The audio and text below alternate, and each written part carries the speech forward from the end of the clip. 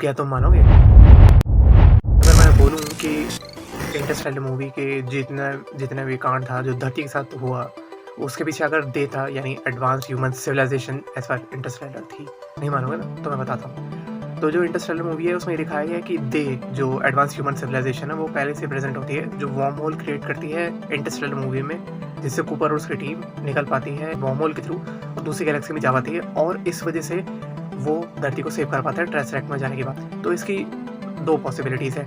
एक तो ये कि भाई जो दे है वो या तो गॉड है, गॉड ना सही तो कम से कम क्रिएटर ऑफ यूनिवर्स तो है ही, और दूसरी चीज़ ये है कि निकली वो क्रिएटर ऑफ द यूनिवर्स है, तो इसका मतलब ये होना चाहिए कि भाई वो लूप में नहीं फंसनी चाहिए, जो कि वो लूप में फंसे हैं हमारे साथ। तो ऐसा तो नहीं हो सकता कोई क्रिएटर ऑफ यूनिवर्स अपने ही लूप में फंसा हो। दूसरी पॉसिबिलिटी ये है कि वो या तो दूसरे टाइमलाइन से हो, मतलब कि दूसरा से यूनिवर्स जो हमारे पैरेलल घूम रहा हो, या फिर वो दूसरा टाइमलाइन तो है लेकिन वो ऐसा टाइमलाइन है जो एक्चुअल में रिवर्स में चल रहा है, जैसे हम टेनेट मूवी में देखा था।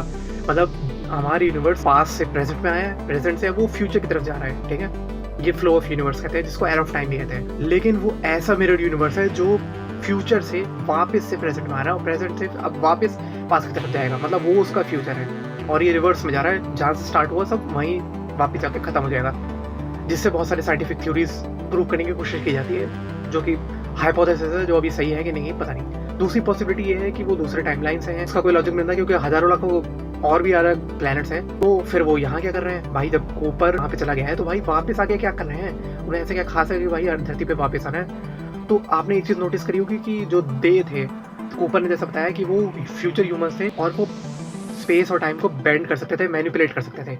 अब टेक्नोलॉजी से या किसी और चीज़ से आई डोंट नो, लेकिन वो उसको मैनिपुलेट कर पाते थे, ठीक है।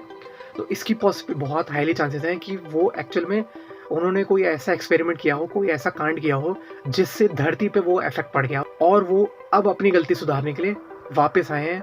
और उन्हें क्योंकि भाई उनके एग्जिस्टेंस पे फर्क पड़ गया ना, अगर पुरानी यानी पास्ट अर्थ पे अगर कोई भी इफेक्ट पड़ेगा या कोई भी किसी तरह से खराब हो गई वो, तो फ्यूचर अर्थ पे भी उसका ऐसा ही इम्पैक्ट पड़ेगा। अगर वो वहाँ से गई तो वो फ्यूचर से भी चली जाएगी, इसलिए उसको बचाने के लिए वो वापस आए, वार्म होल क्रिएट किया, उन लोगों को मैसेज सेंड किया थ्रू ग्रेविटी, जहाँ पे हम देख सकते हैं कि बाकी सारे ट्रैक्टर, बाकी सारे ड्रोन्स उसी के इर्द गिर्द घूम रहे हैं, ताकि उनको ऊपर और उसकी बाकी टीम को, नासा को उसका मैसेज पहुँच सके कि भाई हाँ हम लोग आ गए हैं, वार्म होल पे आ जाओ, जुपिटर के पास में है, वहाँ से अपने स्पेसशिप लेकर चले जाओ दूसरी गैलेक्सी की तरफ, है ना।